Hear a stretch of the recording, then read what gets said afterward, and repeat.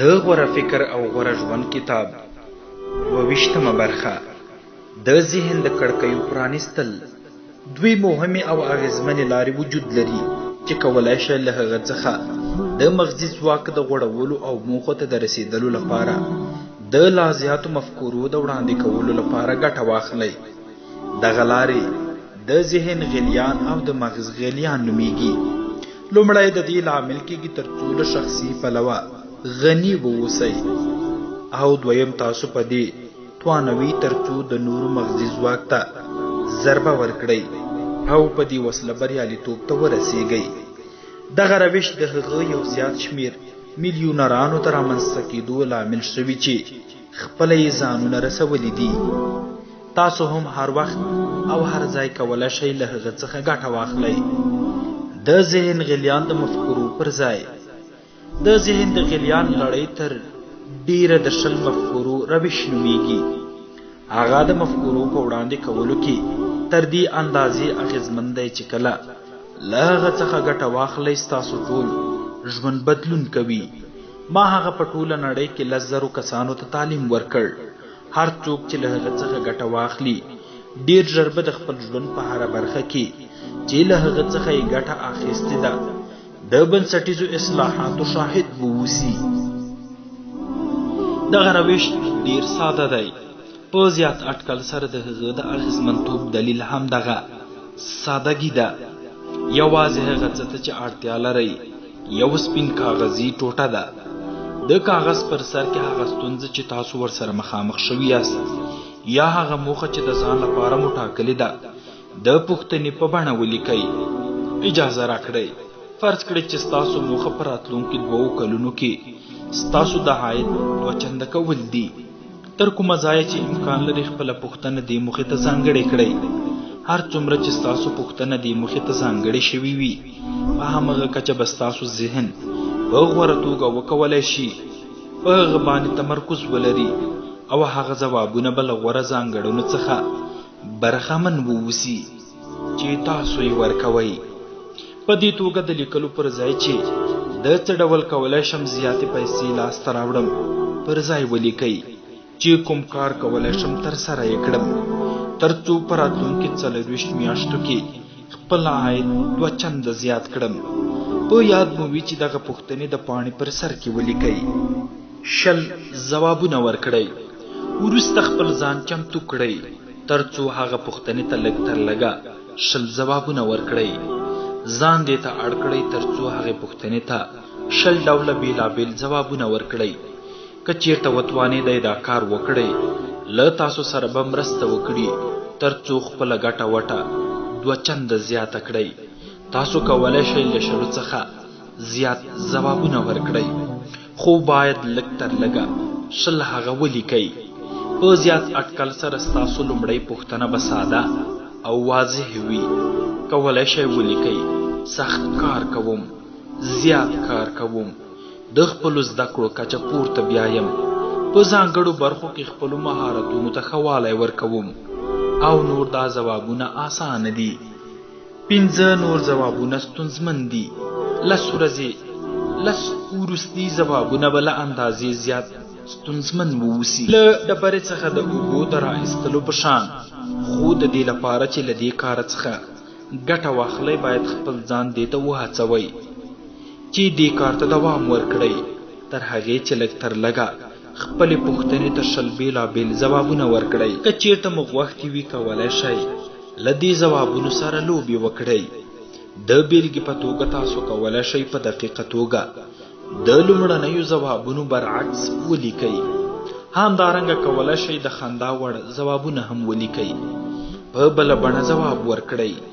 د بېلګې په توګه باید ولیکئ: باید په خپله اوسنۍ دنده کې سخت کار وکړم. ستاسو راتلونکې پوښتنه باید دا واوسي: په اوسنۍ دنده کې به کم کار وکړم یا په بله دنده کې به سخت کار وکړم. باید د خپل ځان لپاره بل کار ولټوئ یا په بله برخه کې هم پس له وخته فعالیت وکړئ تر څو اضافي عاید ولرئ.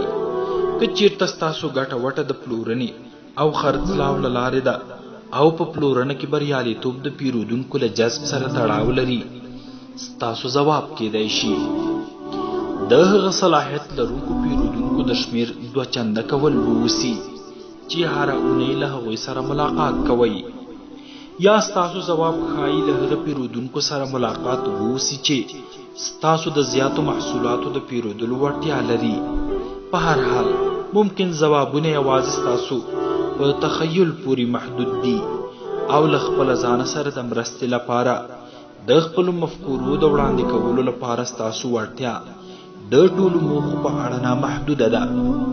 په عمل کې د لاس پورې کولو ارزښت کله مو چې خپلې پوښتنې ته لږ تر لږه 20 ځوابونه ورکړل، څو ځلې خپل ځوابونه وڅېړئ او لږ تر لږه هغه یو ځواب وټاکئ چې غواړئ د هغه په اړه چټک اقدام وکړئ. دا پړاو ډیر مهم دی. هغه داسې یو اقدام دی چې د دې لامل کېږي ترڅو ستاسو له ذهن څخه مفکورې د سیلاب په شان راوخوټېږي. کله مو چې د یوې نظریې په اړه اقدام وکړ، د بلې کړنې په اړه به بله نظریه ستاسو په ذهن کې راتاوه شي. دلته تاسو ته یو تمرین وړاندې کوم چې کولای شئ د 20 مفکورې د روش د اغیزو د 2 او 3 چنده کولو لپاره له هغه څخه ګټه واخلئ. لږ تر لږه د 20 مفکورو له وړاندې کولو او د هغه مفکورې له ټاکلو وروسته چې غواړئ له ځنډ پرته هغه ترسره کړئ. کولای شئ د هغه نوې مفکورې په اړه د 20 مفکورې روش ترسره کړئ او د هغه مفکورې د کارولو لپاره 20 بېلابېل روشونه وړاندې کړئ. لومړنی کار چې باید سهار وختي یې ترسره کړئ. که چیرته سهار د بل هر کار له پیل څخه مخکې خپلې موخې ته د رسېدلو لپاره 20 لارې خپلې مخې کېږدئ، دې ته به مو پام شي چې د ورځې په اوږدو کې ستاسو فکر په نوې بڼه عمل وکړي. ستاسو ذهن هوښیار او تیز کیږي. په چټکۍ سره د شته ستونزو او خنډونو په اړه حل لاره پیدا کوئ. د جاذبې او راښکون 2 قوانین فعاله کوئ او هغه خلک او سرچینې خپل ژوند ته وارد کوئ چې ستاسو موخو ته په رسېدلو کې له تاسو سره مرسته کوي. که چیرته د 5 ورځو په لړ کې دغه کړنه تکرار کړئ، 100 نورې مفکورې به وړاندې کړئ چې له تاسو سره په مرسته وکړي ترڅو د راتلونکي اونۍ په اوږدو کې خپلو موخو ته ورسیږئ. وروسته که چیرته هره ورځ یوه مفکوره وټاکئ، هره اونۍ 5 مفکورې د ښو مفکورو په توګه ومنئ، یعنې له هغه څه نه زیاتې مفکورې چې یو منځنی شخص د یوې میاشتې یا حتی یو کال په لړ کې وړاندې کوي. که چیرته په اونۍ کې 5 ورځې، په کال کې 50 اونۍ هره ورځ 20 مفکورې وړاندې کړئ، په حیرانونکي ډول به په کال کې 500 نویو مفکورو ته ورسیږئ چې ستاسو ژوند او کار ته به غوروالی ورکړي. که چیرته په اونۍ کې 5 ورځې او په کال کې 50 اونۍ هره ورځ یوازې د یوې نوې مفکورې د ترسره کولو لپاره لاس په کار شئ، هر کال به له 250 مفکورو څخه ګټه اخیستې وي چې د ستونزو د حل او د خپلو موخو ته د رسېدلو لپاره به له تاسو سره مرسته وکړي. یو عادي شخص په ژوند کې له ځانه څخه ډیر زیات خلاقیت ښکاره کوي. هغه په معمول ډول سره د هیموستاسیس او سایکوکلوریسیس قرباني دي، یعنی غواړي هغه کار چې پخوا یې ترسره کاوه په راتلونکي کې یې هم ترسره کړي. که چیرته دا کار عملي ووسي یا نه، کله چې د ذهن غلیان په منظم ډول تمرین کړئ، ډیر ژر به دومره ښې مفکورې ولرئ چې د هغه ټولو په اړه د اقدام لپاره به د ورځې 24 ساعتونه هم کم وي. ډیری خلک د 20 مفکورې له بیلګې څخه په ګټه اخیستلو سره شتمن شوي دي، نه د نوښتګر تفکر له نورو بیلګو څخه چې تر اوسه کشف شوي دي. یوازې هغه څه چې اړین دي ترڅو دغه بیلګه پایله ورکړي دا دی چې باید هغه په منظم ډول په خپل ژوند کې تمرین کړئ. یوازې مهمه مسئله د ذهن له غلیان څخه ستاسو د منظمې ګټې اخیستنې لپاره ستاسو لیوالتیا ده او وروسته د هغه مفکورو ازمیل چې تاسو یې وړاندې کوئ تر دې چې دغه لړۍ ستاسو د ژوند عادي برخه شي. په ډله ییزه بڼه د ذهن غلیان عملي کول چې کولی شئ په یوازیتوب سره هغه ترسره کړئ.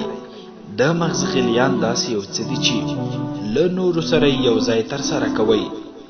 د مغز غلیان د ذهن یو ډول غلیان دی چې په ډله ییزه بڼه ترسره کیږي، خو د هغه قوانین ډیر کم توپیر لري. د مغز غلیان ته په اصل کې د الکس اسبورن په نوم د یو مبلغ په واسطه پراختیا ورکړل شوه او د لومړي ځل لپاره د عملی تصور په نوم د هغه په کتاب کې شرح ورکړل شوه. له هغې موقع وروسته هغې پراختیا ومونده او په ټوله نړۍ کې په هر سازمان او هر موقعیت کې د مفکورې د وړاندې کولو لپاره په بیلابیلو دلایلو له هغه څخه ګټه اخیستل کیږي. زده کړه او له هغه څخه ګټه اخیستنه ډیره ساده لړۍ لري. د مغز د غلیان 6 پړاوونه. لومړی پړاو ډله راجمع کړئ. د مغز د غلیان په غونډه کې د ډلې د اشخاصو ایډیالي شمیره له 4 څخه تر 9 ده.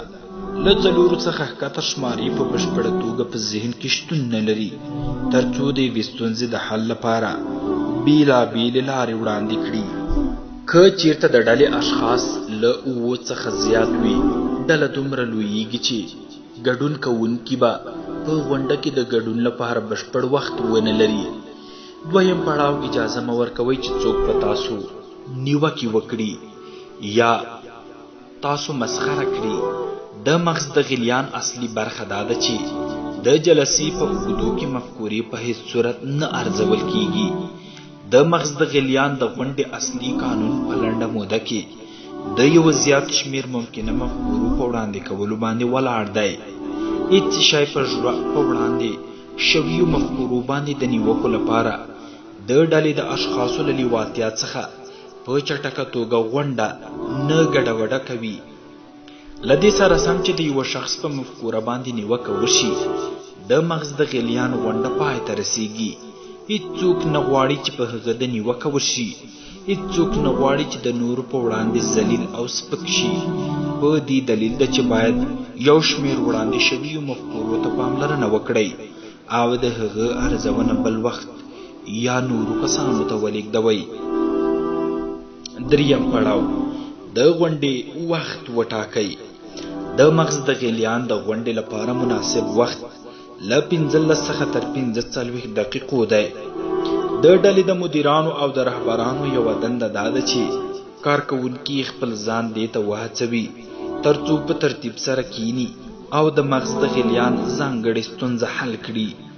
ټول یو ځای سره راجمع کړئ او ورته ووایئ چې د یوې ځانګړې موخې یا موقعیت په اړه 15 دقیقې خپلې مفکورې وړاندې کړي او وروسته ټولو خپلو کارونو ته ولاړ شي. له لاسته راغلو پایلو څخه به حیران شئ. څلورم پړاو د ډلې لپاره یو سرپرست وټاکئ.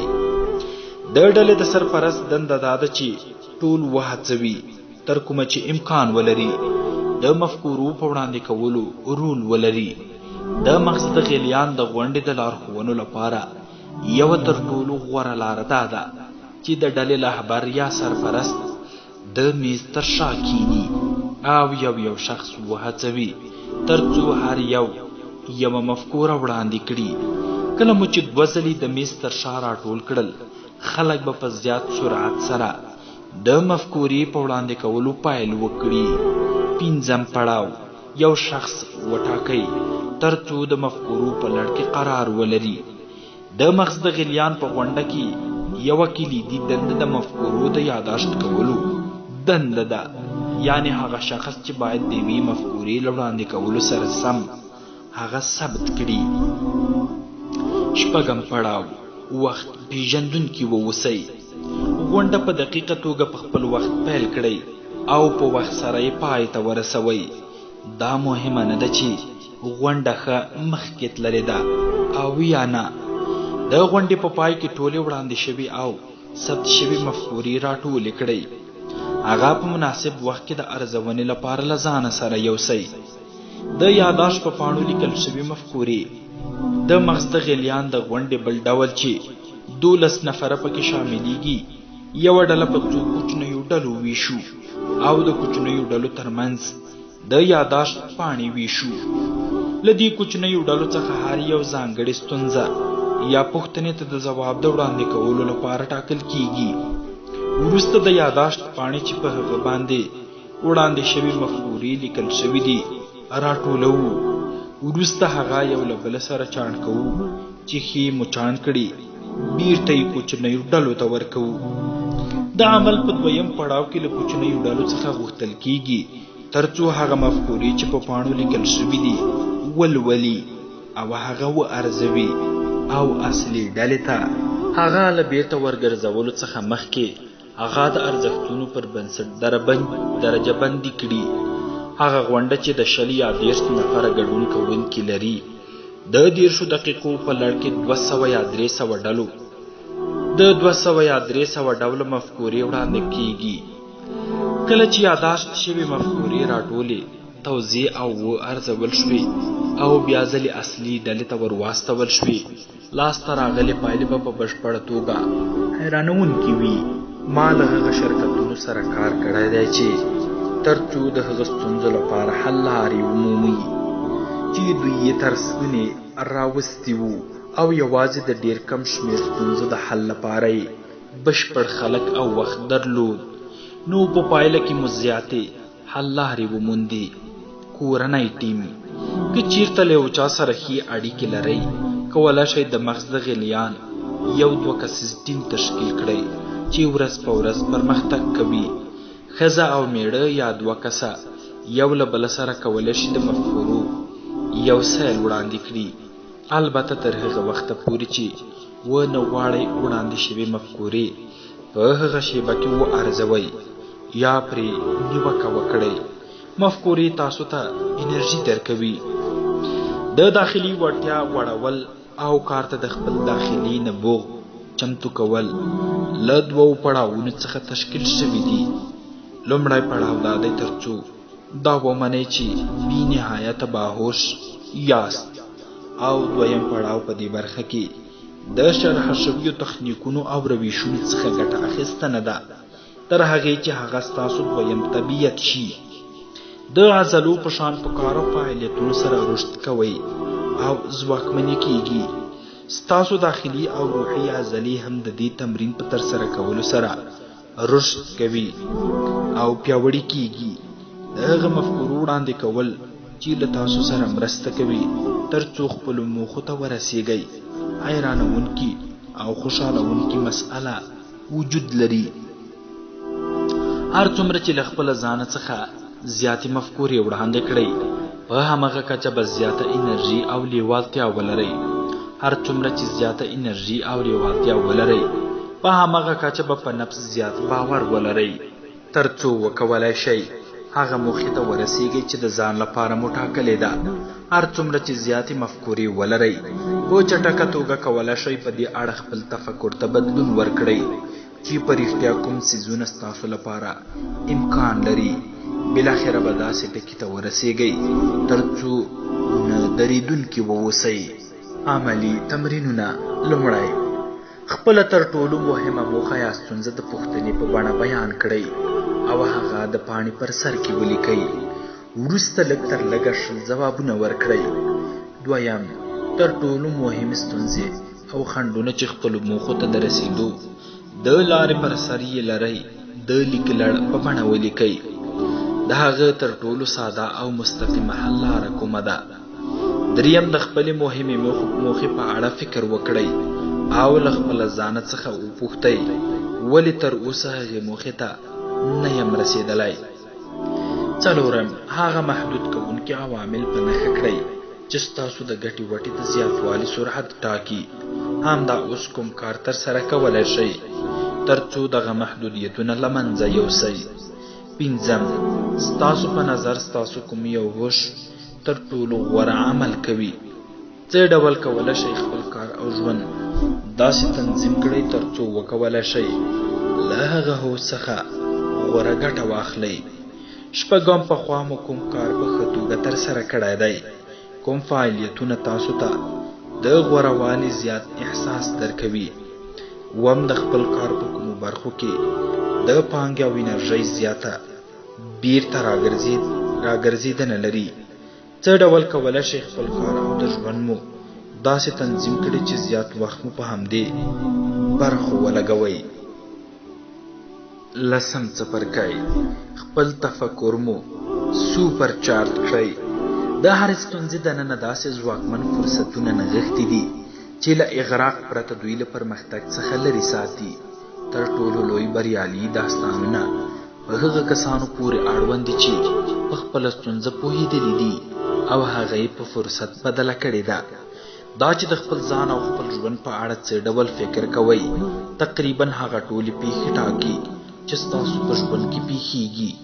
ستاسو لومړی دنده دا ده چې په خپل تفکر باندې بشپړ کنټرول ولرئ او خپل ټول افکار او ویناوې په هغه څیزونو متمرکز کړئ چې په رښتیا غواړئ لاسته یې راوړئ. له دې سره په یو وخت کې باید د هغه څیزونو په اړه فکر ونه کړئ چې نه یې غواړئ. دغه ساده فرمول د روغتیا، نیکمرغۍ او بریالیتوب رښتینې کلي ده. دلته به د تفکر د اړخ په اړه بحث وکړو، یعنې د هغه پیښو د لیدلو لړۍ چې ستاسو شاوخوا ته پیښیږي. د امکاناتو او فرصتونو په سترګه نه، د ستونزو او مشکلاتو په توګه ستاسو خبره ښایي دا واوسي چې د فکر دا ډول طرز د عادت په بڼه رامنځته کړئ. هغه هم د نورو ټولو عادتونو په شان د زده کړې وړ دی. کولی شئ په کراتو تکرار سره هغه د خپل ذهن ملکه وګرځوئ. په دې کار سره په بالاخره هغه کار کې چې تاسو یې ترسره کوئ یو بشپړ، ګټور او مثبت شخص واوسئ. مثبت داخلي لید د ژوند په هره برخه کې له بریالیتوب سره په مستقیمه اړیکه کې دی. موږ له هغه کسانو سره مینه لرو او غواړو له هغوی سره ژوند وکړو چې لیوالتیا لري. د هغه کسانو برخه به اوسئ چې په عمومي ډول په هیلهمندۍ سره د خپل شخصي ژوند او کار په اړه خوشبین دي.